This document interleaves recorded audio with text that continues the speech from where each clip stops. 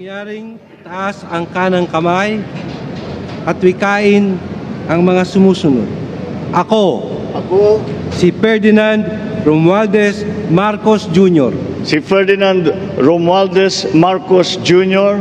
ay mataimtim na nanunumpa. ay taimtim na nanunumpa.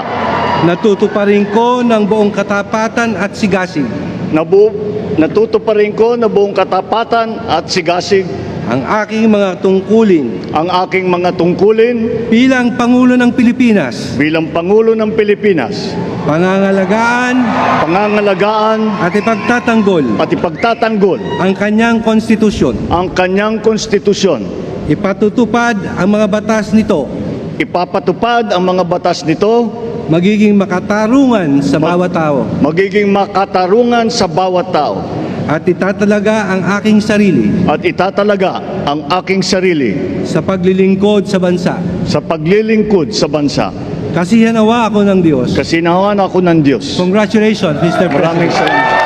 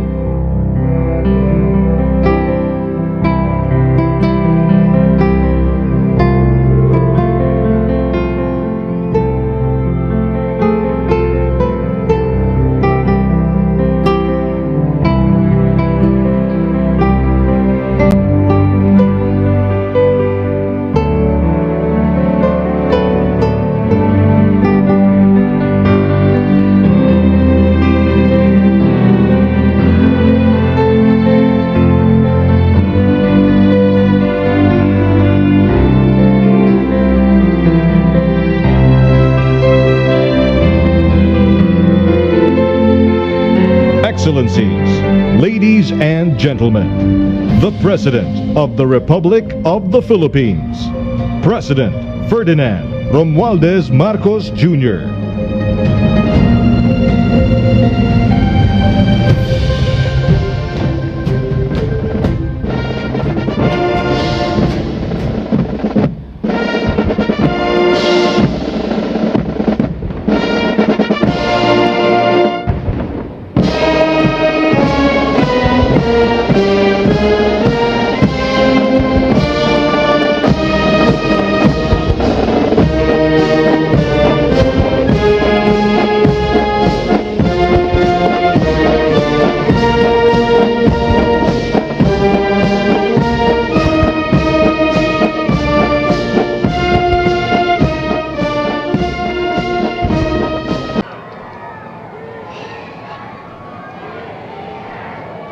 His Excellency David Hurley, Governor General of Australia, and First Lady Linda Hurley, Their Excellencies, Special Envoys, and Heads of Delegations, His Excellency, Most Reverend Charles John Brown, and the esteemed members of the Diplomatic Corps, Vice President Sara Duterte,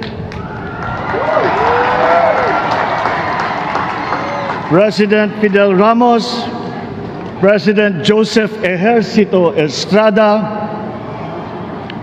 President Gloria Macapagal Arroyo, Senate President Vicente Soto III, and the honorable members of the Philippine Senate, House Speaker Lord Alan J. Velasco, and the honorable members of the House of Representatives, Chief Justice Alexander Gesmundo, and the honorable justices of the Supreme Court, of course, First Lady Lisa Araneta, and my children, Alexander, Sandro, Simon, and Vincent. I cannot proceed without a special greeting, of course, to the former First Lady Imelda Romualdez Marcos.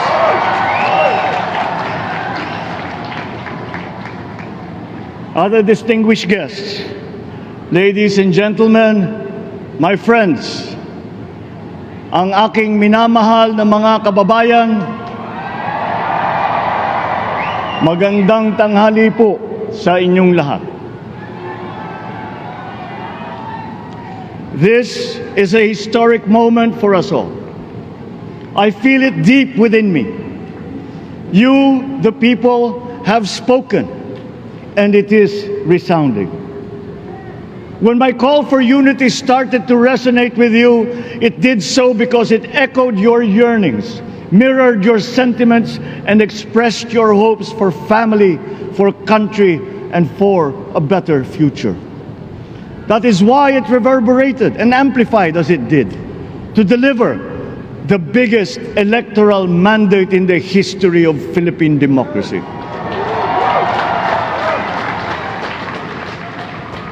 By your vote, you rejected the politics of division. I offended none of my rivals in this campaign.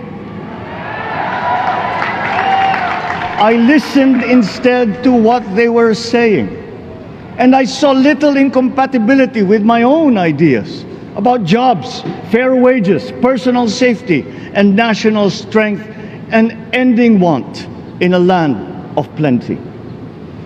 I believe that if we but focus on the work at hand and the work that will come to hand, we will go very far under my watch. You believe that too. At pinakinggan ko ang tinig ninyo na ang sinisigaw ay pagkakaisa, pagkakaisa, pagkakaisa. We will go farther together than against each other, pushing forward, not pulling each other back, out of fear, out of a misplaced sense of weakness. But we are the furthest from weak. The Filipino diaspora flourishes even in the most inhospitable climes, where they are valued for their quality. The changes we seek will benefit all and will shortchange no one.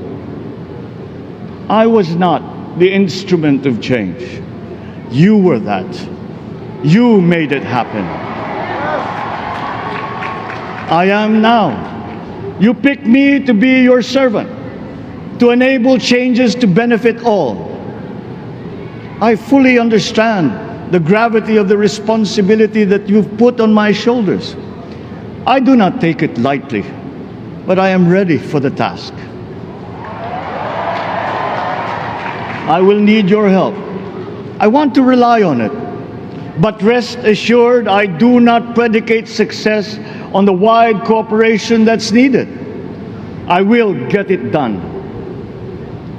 I once knew a man who saw what little had been achieved since independence in a land of people with the greatest potential for achievement, and yet they were poor.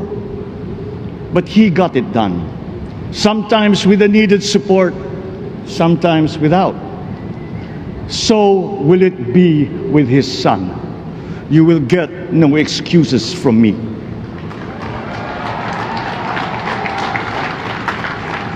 I am here not to talk about the past. I am here to tell you about our future. A future of sufficiency, even plenty of readily available ways and means to get done what needs doing by you, by me. We do not look back, but ahead, up the road that we must take to a place better than the one we lost in the pandemic. Gains made and lost, opportunities missed, well-laid plans superseded by the pandemic. Indeed, ours was the fastest growing economy in ASEAN by ways now outdated. We shall be again by a radical change in the way the world must now work to recover what we have lost in that fire and move on from there. We face prospects of the spread of the war abroad, of which we are totally blameless.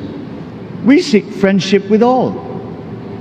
But countries like ours will bear the brunt of it. And if the great powers draw the wrong lessons from the ongoing tragedy in Ukraine, the same dark prospect of conflict will spread to our part of the world. Yet, there is more out there.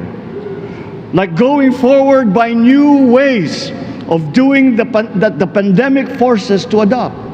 A stronger resilience, quicker adaptability. They are our best prevention. They are our best protection. Quiet reflection in a rough and tumble campaign of a breadth and intensity never experienced revealed some of them, such as the willingness to listen despite the noise, the hesitation to quarrel over differences, and to never, ever give up hope of reconciliation. These gave me the peace to ponder deeper. There are hints of a road not taken that could get us out of here quicker to something better, something less fragile. There is also what you, the people, did to cope, but this time empowered by new techniques and more resources. You got by, getting some of what you needed with a massive government help, and for this I thank my predecessor for the courage of his hard decisions. But there is a way to put more means and choices in your hands. I trust the Filipino. Imagine how much more you'd achieve if government backstops instead of dictating your decisions. Always there to pick you up when you fall, giving what you need to get past a problem. Imagine if it invested in your self-empowerment to bring it closer to taking on whatever challenges come.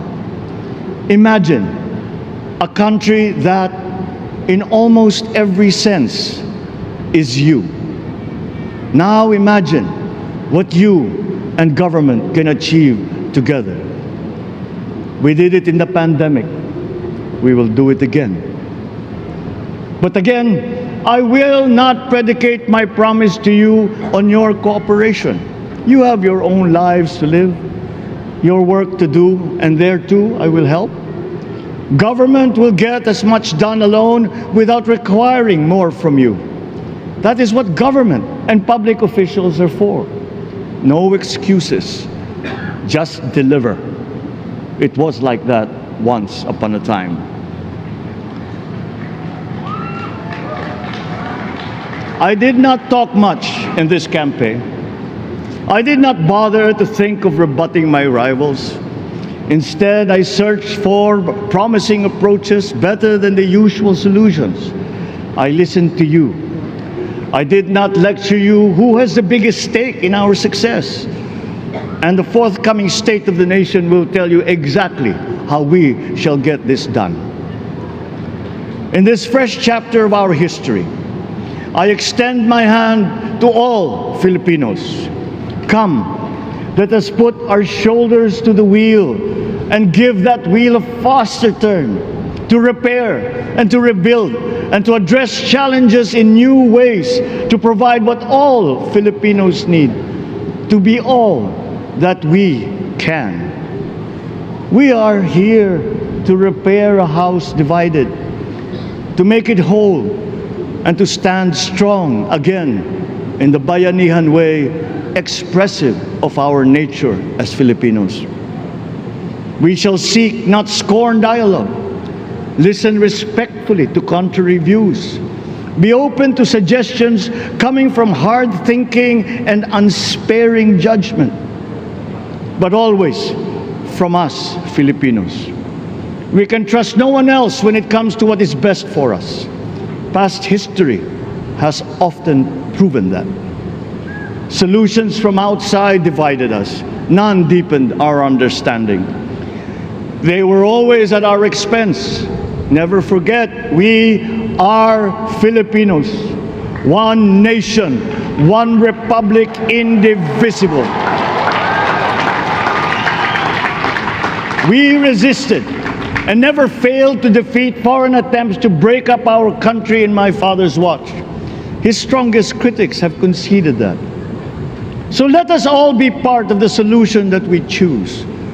In that lies the power to get it done. Always be open to differing views, but ever united in our chosen goal. Never hesitating to change it, should it prove wanting. That is how agile, resilient republics are made. Our future we decide today.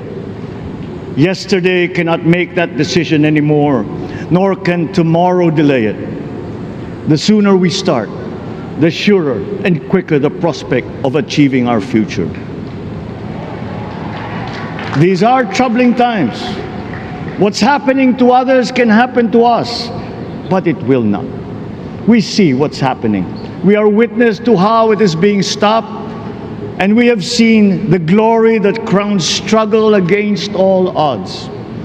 Giving up is not an option. We've been through times of bitter division, but united, we came through to this when it shall begin again, but better. The campaigns I've run have taken me here where I stand today. I listened to you, and this is what I have heard. We all want peace in our land. You and your children want a good chance at a better life in a safer, more prosperous country. All that is within reach of a hard-working, warm, and giving race. Your dreams are mine. Pangarap nyo ay pangarap ko. How can we make them come true? How can we do it together? But I will take it as far as anyone with the same faith and commitment can, as if it depended entirely on himself. Sa pangarap na maging mapayapa ang ating bansa, ang pangarap nyo ay pangarap ko. Sa pangarap na maging maunlad ang ating bansa, ang pangarap nyo ay pangarap ko. At sa pangarap na maging mas masinang ang kinabukasan natin at ng ating mga anak, ang pangarap nyo ay pangarap ko. We are presently drawing up a comprehensive, all-inclusive plan for economic transformation. We will build back better by doing things in the light of the experiences that we have had, both good and bad. It doesn't matter. No looking back in anger or nostalgia. In the road ahead, the immediate months will be rough, but I will walk that road with you. The pandemic ravaged bigger economies than ours. The virus is not the only thing to blame. What had been well built was torn down. We will build it back better. The role of agriculture cries for the urgent attention that its neglect and misdirection now demands. Food self-sufficiency has been the key promise of every administration. None but one delivered. There were inherent defects in the old ways and in recent ways too.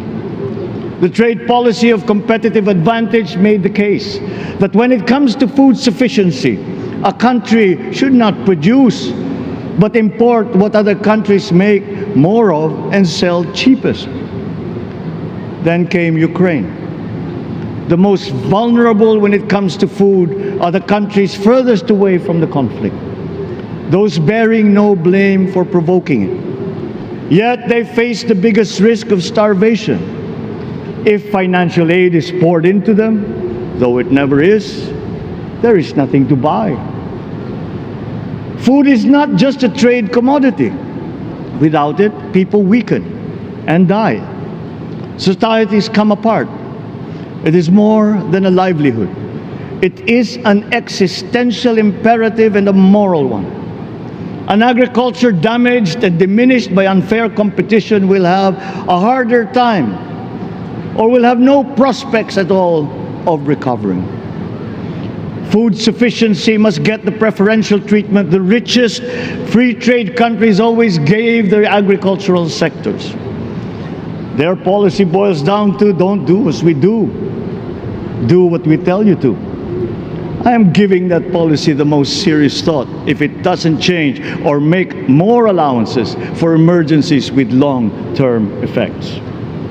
There is a parallel problem in our energy supply. Sufficient fossil fuel-free technology for whole economies has yet to be invented, and it is not seriously tried by rich countries. Again, consider the response of the richest countries to the war in Ukraine. But surely, a free world awash with oil can assure supplies, or we will find a way. We are not far from oil and gas reserves that have already been developed. What we teach in our schools, the materials used must be rethought. I am not talking about history. I am talking about the basics, the sciences, sharpening theoretical aptitude and imparting vocational skills, such as in the German example, alongside the national language with equal emphasis and facility in a global language, which we had and lost. Let us give OFWs all the advantages we can for them to survive and to thrive.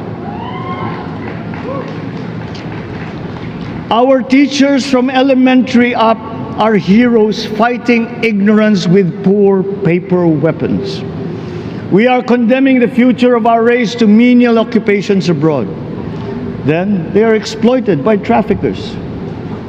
Once we had an education system that prepared coming generations for more and better jobs. There is hope for a comeback. Vice President and soon-to-be Secretary of Education, Sara Duterte Carpio, will fit that mission to a T. We won't be caught unprepared, under-equipped, and understaffed to fight the next pandemic. To start with, we never got over the pandemic of poor, if any, free public health. The last major upgrade of a public health system, exemplified by the resources poured into PGH, predates the current shambles by 3 generations. Our nurses are the best in the world. They acquitted themselves with the highest distinction abroad, having suffered even the highest casualties.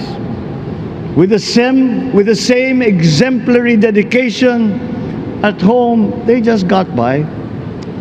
They are out there because we cannot pay them for the same risk and workload that we have back here. There will be changes starting tomorrow. I am confident because I have an OPLEC in my cabinet.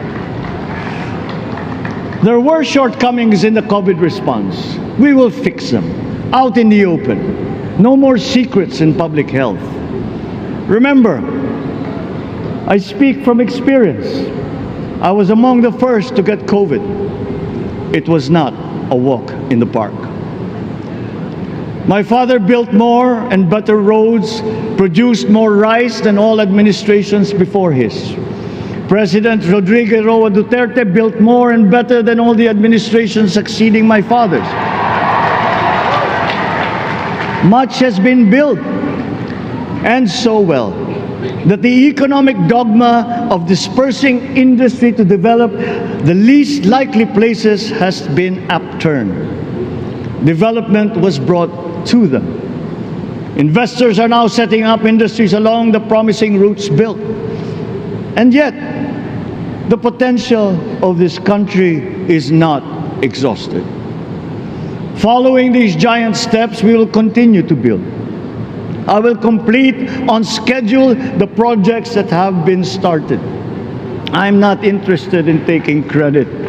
I want to build on success that's already happening. We will be presenting the public with a comprehensive infrastructure plan. 6 years could be just about enough time. No part of our country will be neglected. Progress will be made wherever there are Filipinos, so no investment is wasted. The recovery of Philippine tourism, with its emphasis on accessing nature's beauty, I am sure will exceed expectations. And bigger is not always better, but there's something to be said for economies of scale. And yet the country invites investments in fast-rising industries with quick returns and inflicts irreparable damage for future generations. We have yet to see large-scale practical solutions to pollution, though some are beginning to emerge. But there are tried and proven new ways of mitigation. Blades have been turning over the sand dunes of Ilocos Norte, harnessing a power all around but unseen long before this day. I built them. The rich world talks a great deal but does a lot less about it than those with much less, but who suffer more death and destruction from climate change and lack of adaptation. We will look to our partners and friends to help the Philippines, who, despite having a very small carbon footprint, is at the highest risk. First, spare victims, then help them recover, and move on to lessen the harmful impact of climate change. We too have our part to play. We are the third biggest plastics polluter in the world, but we won't shirk from that responsibility. We will clean up. You will not be disappointed, so do not be afraid. With every difficult decision that I must make, I will keep foremost in my heart and in my mind the debt of gratitude I owe you for the honor and responsibility that you have conferred on me.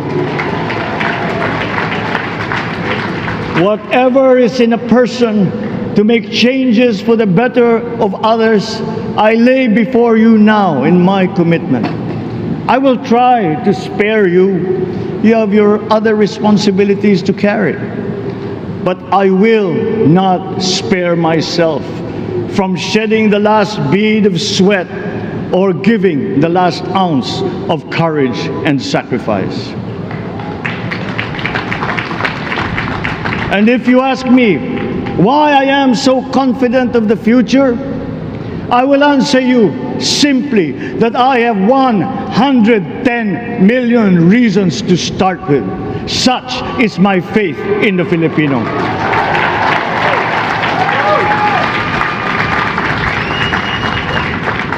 Believe, have hope.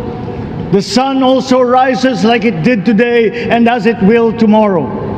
And as surely as that, we will achieve the country all Filipinos deserve. God bless the Philippines.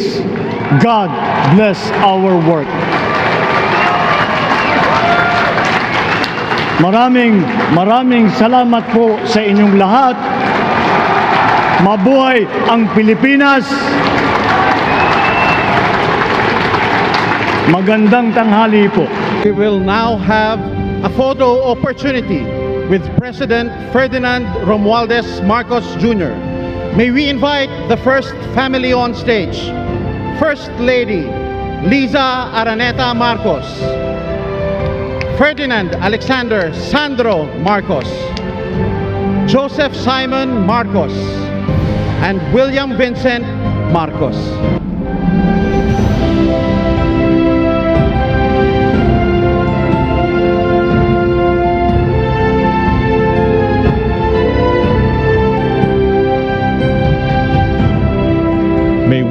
request Vice President Sara Duterte to join the First Family.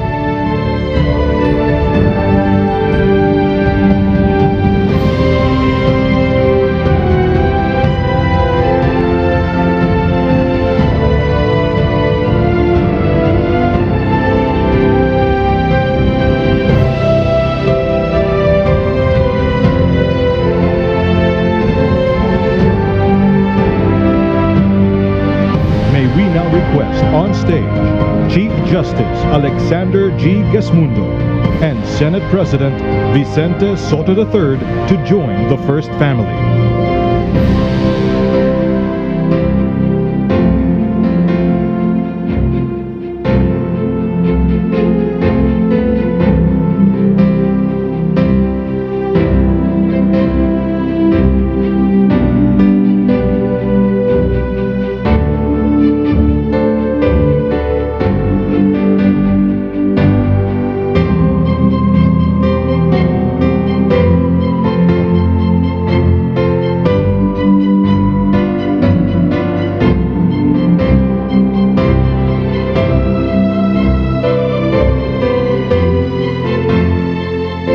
May we now request Madam Imelda R. Marcos, Senator Imee Marcos, and Ms. Irene Marcos Araneta to join the First Family.